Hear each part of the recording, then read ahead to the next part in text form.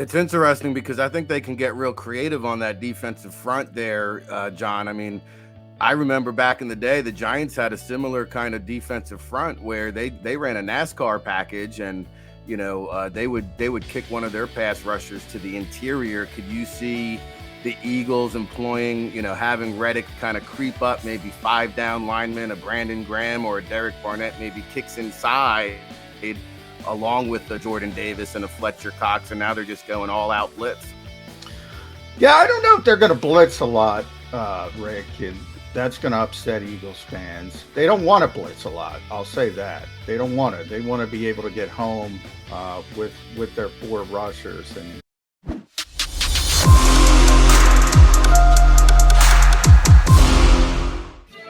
And good morning, Birds fans. Our first true in-season edition of 2022 on Birds 365. Get used to this look because Johnny Mac is pulling dual roles today. He'll sit in with yours truly and my buddy Ric Serritella, who's going to take the co-host position this morning. How are you, Mr. Serritella? What's happening, guys? Good to have you along, Rick.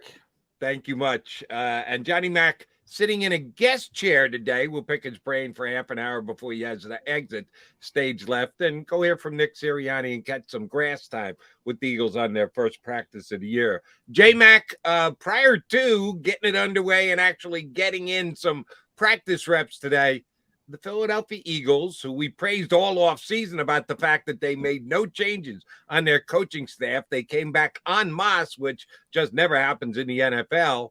Well, they made some changes, not personnel changes, but title changes and responsibility changes. What do you read into the new Eagles coaching staff as far as what they're expected to do this year? Yeah, it's kind of strange, the timing of when they made it official. Nick had already told us in the spring there were certain changes. Alex Tanney was going to be promoted.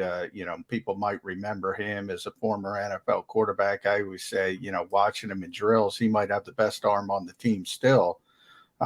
Really young guy, Tyler Scudder, who was Nick's assistant. He had mentioned he was going to get a bump up, but the Eagles made it official at the start of camp. The biggest one, though, is Jeremiah Washburn, and that's one Hassan Reddick let us in on in the spring. And kind of, I think by mistake, I was the one who asked him the question, because we're all asking him some sort of scheme questions like, I can't get into that, that, which is typical for a player. And then I said, well, I'm going to ask you anyway. And I said, what's a day for Hassan Reddick like? Like, are you with Tracy Rocker with the defensive line? Are you with Nick Rollis with the linebackers? Because he's sort of a hybrid edge rusher, linebacker, all-ball linebacker. And he said, no, I'm with Jeremiah Washburn. And all the Sam linebackers and defensive ends are with Jeremiah Washburn. And we were like, oh, all right, that's a change. And then Jonathan Gannon admitted it as well. So you see the C chip for what the Eagles want to do.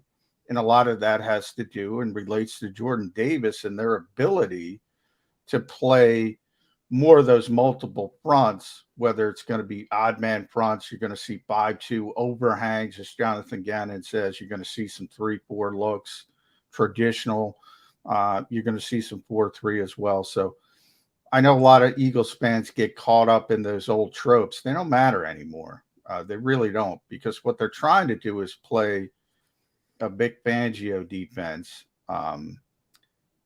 Probably a better definition would be Brandon Staley, who took his philosophy from Vic Fangio. And then Jonathan, those two are very close. Jonathan Gannon and Brandon Staley.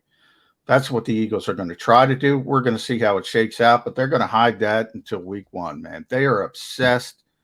They think they have an advantage when people don't know what they're doing.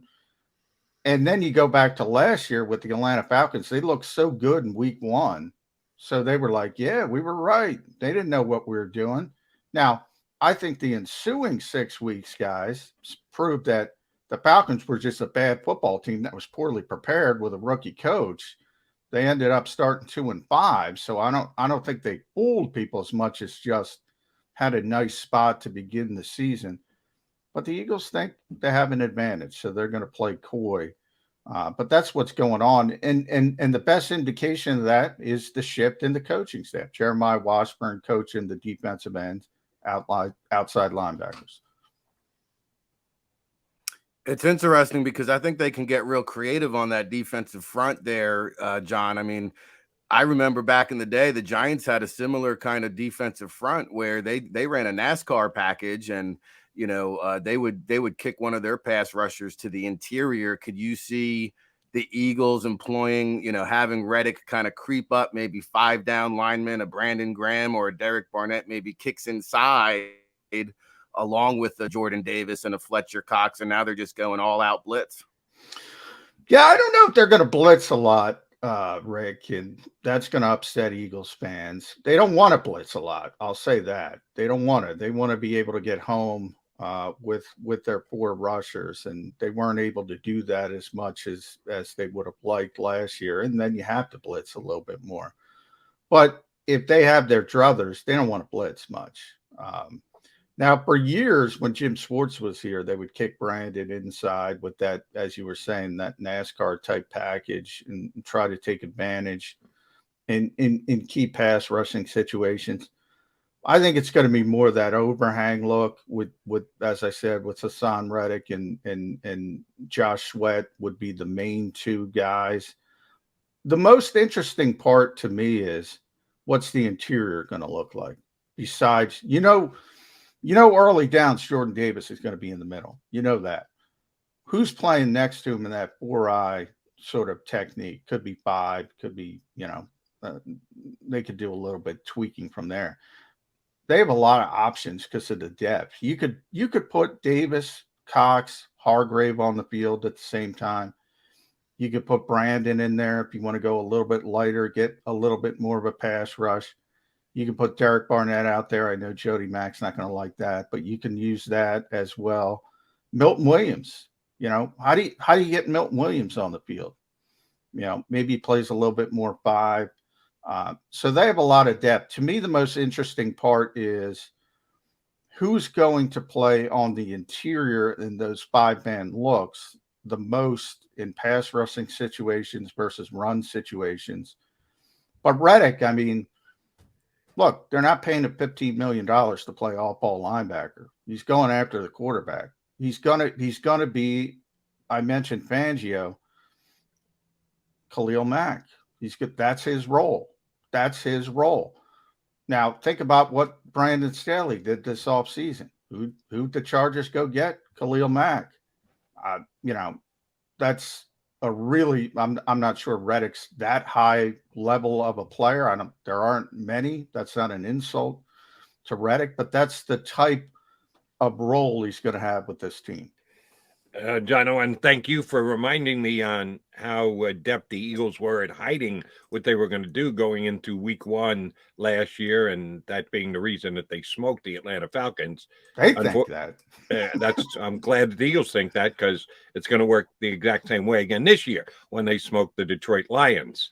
But unfortunately, they're going to have to play game 2, game 3, game 4, game 5, and we might just look back and go, oh, the Lions stink, kind of like the Falcons did. So I would not be surprised if this year starts the same exact way, which Eagle fans should be good with, because it means an easy victory opening week. Eagles also made some roster moves yesterday, John. Will any of the players added or subtracted be guys who will be there week 1 for that big kick-ass win over the Detroit Lions in Motown? I doubt it. I mean, they brought in Kobe Smith, and I was like, wow, why'd they sign another defensive tackle? And he was in Tampa Bay for a little bit and Tennessee before that. And then it comes out that Noah Elise, and there's a guy who I thought, maybe I didn't have him on my 53, but I was like, well, he's going to make the practice squad because they need a big backup for Jordan Davis, but he's injured.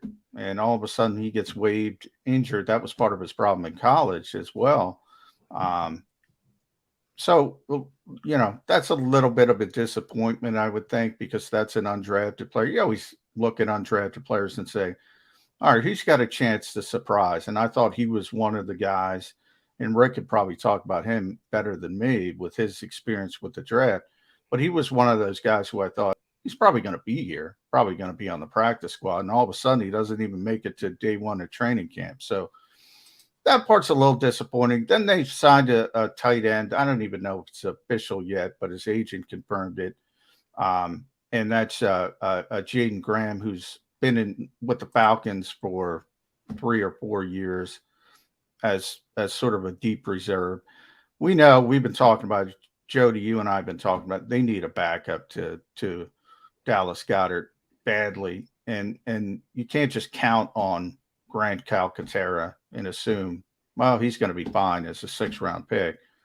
So I guess bringing in somebody with experience isn't going to help, but we're talking 89th, 90th spot on the roster. Odds are against all these guys. Yeah, you mentioned Grant Calcateria, who, really at one point was a very high ceiling prospect coming out. He finished up at SMU, started off at Oklahoma. The downside there, he had a series, I think 3 concussions on record. So, not the most durable guy there. The kid from Yale, I mean, he's a lunch pail kind of player, and he'll raise the level of intensity there, which is another question that I had for you. It's got to be a smart guy, Rick, at least. Of course. And I thought I saw the Eagles are at 89 roster spots. I don't know if they're at 90. Yeah, I think they waived Josh Hammond, and they have Matt Leo, who gets an international pathway exemption, so they have an extra spot. So, yeah, they'll probably sign somebody before. The international pathway program is cool because that doesn't count against the 90-man. And so he's a developmental guy. But what I wanted to ask you, because I know you're down on location today, I have not been to a Nick Sirianni ran practice, due to COVID over the last year or two. And hallelujah, there's no COVID protocol, finger crossed, for this training camp. So far, yeah. Yeah. So, but I remember, vividly Doug Peterson running a very intense practice. And, I remember seeing about 7 or 8 training camps in the Northeast. And the only other team that came close to the hitting intensity was the New England Patriots. And it kind of stood out to me. Deuce Staley, who's now with the Lions, really was the conductor of that train in terms of driving that kind of intensity. I'm curious, what is a Nick Sirianni training camp atmosphere like? It's a lot quicker. I would compare it more like a Chip Kelly practice than a Doug Peterson practice. Lot quicker, no wasted movement.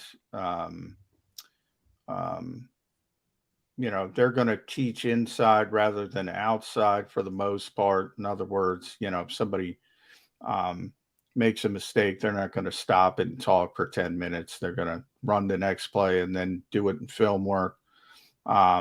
Very short, as Jody knows, don't blink. It's going to be over, Rick. I think that's more of an organizational decision than a Nick Sirianni decision.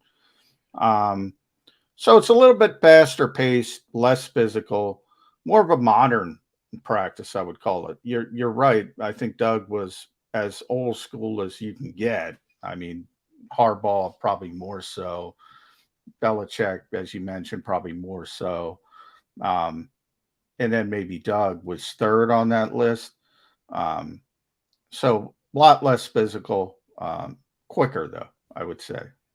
JM, do me a favor, and I should know this, but you can tighten up the definition for me. The Ellis release, non-football related injury designation. So he goes on waivers. So if anybody wants to claim him, they can claim him. The Eagles lose him. But if he passes through waivers and nobody grabs him, they can keep him on the roster. They can bring him back and hold him out as what does he become? Just an injured player, a pup player? How does the basically he reverts back to the Eagles on injured reserve. So from that standpoint, his season would be over. Now the difference is when you do that, you're usually just buying some time to work out an injury settlement. And then, you give the guy a couple bucks and he's got to sit out I forget the exact number, 7-8 weeks, and then he can sign with somebody else. A couple more weeks, and he can sign back with Philadelphia. So once they work out an injury settlement,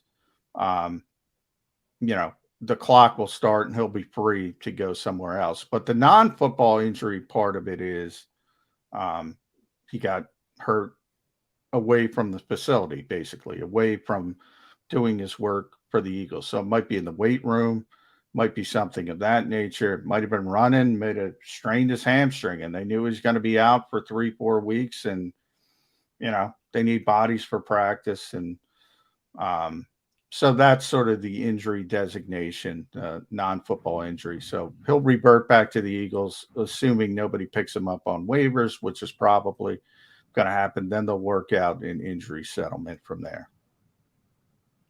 Yeah, and I think, he technically, the Eagles could view it as a redshirt season, right? And just kind of stash him for the year. Yeah, and then they could keep on an injury reserve the entire year. Because we really don't know the future of Fletcher Cox and Javon Hargrave and what next season could look like. So, again, a 2-down thumper kind of in the mold of Jordan Davis at this stage of his career, but his brother is on the team. There's some family ties there. And so maybe he just redshirts, absorbs the defensive playbook and gets ready for next season. And, we talk about Jonathan Gannon. The Eagles, the way this defense is trending, there's some talk he might not be around. I think he had about 3 head coaching interviews this past offseason. So 3 different teams. Yeah. Yeah. So to me, like the continuity, as McMahon alluded to, I think that's one of the underlining advantages that the Eagles do have, because not too often do you get to retain that coaching staff. And kudos to Sirianni. You mentioned the guys that they all promoted from within. And Alex Tanney's a guy right down the road from Monmouth. He hung out almost a decade in the league. It's hard to imagine, but he knows the NFC East. He was with the Cowboys. He was with the Giants. And I think, that's going to benefit Jalen Hurts immensely, because there's so much Jalen Hurts talk. Here we go. 20 minutes into the show, we didn't say the name yet, but to me, well, that's a shocker. But to me, I think he's got to slow down the game, not think so much, so that he can process his decision making quicker. And I think, being in the same offense again is going to work wonders for his development. Yeah, and Brian Johnson is another one of those guys that might not be here after the season. He already got, I think it was either Green Bay or Chicago. I think he was Green Bay, got an interview in Green Bay. I think Kevin Patullo got an interview in Chicago before they went in other directions for offensive coordinator. So, if you think you're going to lose your quarterbacks coach, all of a sudden you have Alex Tanney, who's played in the league, as you mentioned, Rick. Very young guy, so he can relate to modern players. Just smart decision to keep those guys in the pipeline, keep moving them up. And voila, you might have a ready-made quarterback coach, and you might not have to worry about it. John, you already told us that the Eagles like to keep certain things under wraps. They believe there's a competitive advantage to be had there. You have no idea, Jody. Like the CIA down there. I understand that, and you put it front and center for us as best you can with little information you're able to get your hands on. It's more than anybody else, but that's the way the Eagles think it's best to do business. Well, but they've got to be able to get some practice in and show something while you guys have grass time. And one of the most interesting things to me will be Jalen Hurts and A.J. Brown. His buddy, his pal, showed sartorial support yesterday wearing a Hurts hat while checking into the Eagle facilities, did A.J. Brown. Are they going to go back after they're done practicing and just run routes between each other for another 2 hours thereafter? How do you not see? How can you keep that under wraps? It's going to be as big an aspect of the Eagle offense as there is all year. A.J. Brown and Hurts. Is that the thing that you will try and zoom in on most when you're down at practice today? No, because I know what, Nick Sirianni used the phrase with A.J. Brown. There's no projection there. I kind of agree with that. Like, I know what A.J. Brown is. I've seen him in this league. He's a really good player. That's not going to change. He and Jalen Hurts are very close off the field. They work out together. They're going to have that chemistry. That's not a problem. As Rick brought up and said, we haven't brought up the quarterback in 20 minutes. Well, here we are. Can Jalen carry his own water as far as getting the football to A.J. Brown? That's what I don't know. I know A.J. Brown's a good receiver. I know Jalen Hurts is a good quarterback, but he's a unique. I always use that term. He's a unique quarterback. He makes plays off schedule. He makes plays out of the framework of the offense. Is he going to be able to get the football over the middle to A.J. Brown on 3rd and 7? A.J. Brown's going to be there. He's going to be open. He's going to give you that big body. He's going to give you that big target. Can he consistently deliver the football? So it's more of, and that's the good thing about bringing in A.J. Brown, because the Eagles have struggled at wide receiver for so long. And again, I go back to Nick. There's no projection there. None. You know what he is. And that's a good thing. That's a very good thing for this team. Yeah, huge offseason piece added there. Sticking to the quarterback, we do have somewhat maybe of a quarterback controversy, and that would be the 3rd-string quarterback, because Reed Sinnett has looked good in brief action backup duty, and Carson Strong, who I think got the largest undrafted rookie signing bonus, is also in camp, and he has another one with a medical history, but the talent and the upside is there. They have arguably one of the best backups in Gardner Minshew. Not too many NFL teams these days keeping 3 quarterbacks on the roster, but it looks like the Eagles might be doing that. Yeah, they might have to. A lot of that, Carson Strong's going to get plenty of opportunities to play in the preseason if he's healthy, as you mentioned, Rick, and he's got some serious concerns from a degenerative standpoint with that knee. And to be honest, and again, I'll lean on your draft knowledge, I was surprised how honest he was about it. And so you're talking about top 75 arm talent from a draft perspective at worst with Carson Strong. I mean, if he has no issue with that knee, at worst, he's a early 3rd-round pick at worst. And he's probably, easily a 2nd-round pick, might even be a bridge pick. That's how much arm talent he has. So he's going to beat out Reed Sinnett from that perspective. But is he healthy? I just got to see him for little snippets at 2 OTA practices. He doesn't move well, And then you start thinking about this offense and what's it based on with Jalen Hurts. Well, you can't replicate that. But Gardner Minshew is very mobile himself in a different way as far as extending plays and doing some of those things. He can at least mimic some of that in the offense. If you got to go to Carson Strong, you're changing the entire offense. I mean, and by the way, maybe Nick Sirianni would like that, to be honest, because he'd like to have that drop back thrower that's going to, grip it and rip it on 3rd and 7, as I said. So secretly, when the lights go off at night, he might dream of, hey, maybe I can get Justin Herbert someday. But boy, that knee, oof. I mean, when somebody that talented isn't drafted, that's a red flag. I mean, that's a red flag. Well, we'll see if he even gets a chance.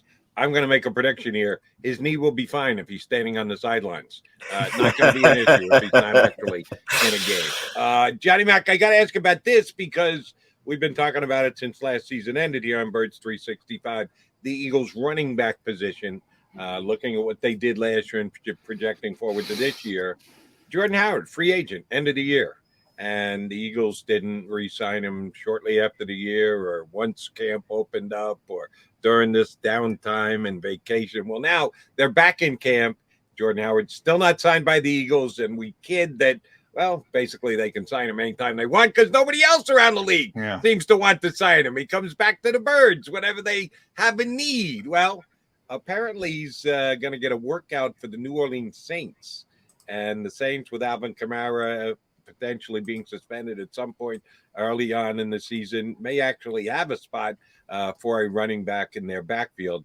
Does that move the Eagles to act on Jordan Howard? Do you think they just say, "Oh, we don't have to put him on the roster. We can keep other guys there because we can just go get him whenever we need him"? If that's not the case, will they make a call to Jordan Howard? Will he get a workout and/or a chance to grab a roster spot here because someone else has shown interest? It might help, but I do think the Eagles want to move on. I think it's pretty clear. They think that basically, and I don't necessarily disagree with them, that, you can probably put, as I said, not me, because I don't have any wheels left, but you probably put Ric Serritella behind that offensive line and get, 3.5 yards. So, why not get younger? Why not get healthier? So I think they're going to look at Kennedy Brooks and Jason Huntley and see, all right, let's see if these guys are ready. They could help you more on special teams as well. Jordan Howard can't play special teams. So they clearly want to move on. And a big part of that, by the way, is Miles Sanders staying healthy. Like, if Miles Sanders ever stays healthy, they don't need Jordan Howard. But, he's been missing 4 or 5 games a year the past couple of years. And all of a sudden, you need Jordan Howard. So I think their plan is he'll always be there if we need him. But now if somebody else perks up, that makes it a little bit more of a conversation. But I do think the Eagles want to get younger and want to get healthier, because Jordan Howard has his own, he's going to run hard. He's going to run physical. And the Eagles have proven he's a good fit for their particular offense, even though he doesn't seem to be a fit anywhere else. But he does get hurt, because he's always banging his neck, and he's got that issue with the stingers. And so they want to move on. But if somebody pays attention, they might go, you know what, we better bring Jordan Howard in here a little bit quicker, especially if they get a look at Kennedy Brooks and Huntley, and they say, all right, these guys aren't ready. So it's kind of dependent, I think, on the young backs. Yeah, I know they were sniffing around Jaquan Hardy, too, out of Tiffin, who spent some time with the Cowboys, maybe trying to find that big body back. And really, Kennedy Brooks might be the only candidate. However, you mentioned Jason Huntley, his special teams ability, and a guy who might not be necessarily a big back, but he runs violent now. He's a physical runner, and he can bring some value in the return game, which is also, I think, a big question mark when you talk about the Philadelphia Eagles is that return game. And I know Britton Covey is another guy to keep an eye on there, undrafted out of Utah. He had, I think, 2 punt returns and a kick return for touchdown last year. And, kind of moving on to that wide receiver spot, that 5th wide receiver, that doesn't bode well for Jalen Reagor, who I think is probably on the hottest seat here in Philadelphia. Yeah, we've been talking about that, Rick. I don't see the Eagles cutting Jalen Reagor, but I do see them wanting to trade Jalen Reagor if they could convince somebody to take on the reclamation project. But if they can't trade him, he's going to be here. And that, to me, sort of defines Huntley as a kick returner, Kobe as a punt returner. If he's here, they're going to try to pound that square peg and say, okay, Reagor's going to be the returner. And then the second part about guys like Kobe and Huntley is you got to show something else. I mean, especially as a kick returner.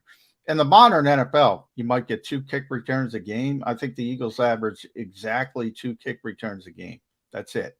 So it's not the old days when Cordero Patterson first came in. I always put, that there's a guy who affected games because Chip Kelly was afraid to kick to him during one game where the Eagles lost to Minnesota. Minnesota started at the 45-yard line every time, whether he touched it or not. That doesn't happen anymore because guys just kick it out of the end zone. You don't get an opportunity. And certainly when you don't have a kick returner like that, even if they kick it 3 yards in, you just kneel and take it at the 25. So it's not as important a part of the game, which sucks, by the way, but nonetheless, that's where we are because it's one of the most exciting plays in the game. Same punt returner is a little bit more important, but Kobe, he's got to show something as a receiver. And obviously, from a size perspective, as you know, Rick, he's strictly a slot guy. You can't do anything else. So, can he cover kicks? I don't know, but he's going to have to do something somewhere else to make this roster, than just a punt returner. Johnny Mac, last thing, and then we know you got to run to go talk to Coach Nick. When they're not doing special teams drills, does Aaron Sipas stand by himself? Does he pal out with Rick Lovato? By the way, yeah, conversation with Jake Elliott. How's that work when they're not doing special teams? And all the specialists are ostracized off to the side. They all spend all their time together. Okay, all three of them, and that's every training camp. But with Aaron Sipas, I think people forget he was so bad down the stretch. He was really good. I don't think people forget, John. I think everyone, if they listen to Birds 365, they're quite aware of the fact that Aaron Sipas was. No, that's not the part they forget. They forget he was really good in the first half of the season. Really good. He was really good. And then he just fell off the table. And I don't know. He's an Australian rules guy. I don't know if it was 17 games. He's not used to kicking that much. So if I'm the Eagles, I'm having Aaron Sipas. I didn't bring in a competition, so I'm going to have him on a pitch count. I don't want him kicking all over the place. I want to keep that leg fresh for the second half of the season. Or novel approach. You got a roster spot. Bring in some damn competition. Yeah. Why actually work to get ready for a season? You don't really want to practice. Pitch count, baby. You don't want to punt because you could get tired of punting. Yeah. There are no Nolan Ryans throwing 238 pitches. Everybody's got to be on a pitch count. Everybody's very delicate. I know you got a boogie, Johnny, but we talked about the change of the Club Med atmosphere under Sirianni. Also coming out, I saw the training camp practice. The fans are going to have one practice to attend. I mean, training camp is really. Like that's a sham. Yeah. Well, yeah. But the Eagles are not alone in that. The most of the National Football League has reverted to just having their own little practices in their own little facilities. And yet we're lucky that John McMullen. Johnny Mac gets to go hang out and get some insight and some inside information. We'll see what he brings back to us on Birds 365 tomorrow. J Mac, safe sailing across the Wally Whitman Bridge. Yeah, stay tuned at JAKIBSports.com. Big news at 10 o'clock. If you're still on the air, you can tell people what's going to happen, Joe. Okay, but I got to wait till 10 o'clock. You got specific Philadelphia big sports news, not necessarily Eagles, but big. Eagles are involved. Eagles are involved. Yeah, they helped. Sort of, kinda. Huh? They helped get this done. Okay, so they're involved. We know which stadium we're talking about then. All right, J Mac, have a good time over practice. We'll get you back on here with us tomorrow. All right, thanks, guys. Thanks, Rick. Thanks, John.